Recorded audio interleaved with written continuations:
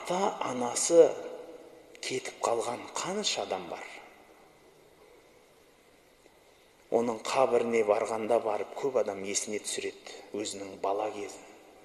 Кейін жігіт болғанда барып ақмақтығын есіне алады. Ақша тауып келеді. Тауып келген ақшасының артылғанын ата-анасына береді. Ата-анасы ше, тауып келген ақшасының бәрін баласына береді негізі. Бір ата-ана 10 баланы үйіне, бауырына сыйдыра алады.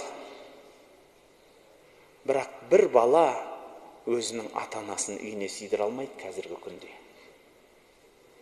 Сыйдыра алмайды. Сондай адамдар бар. Ата-анасына сенсірейтін. Сондай адамдар бар. Ата-анасының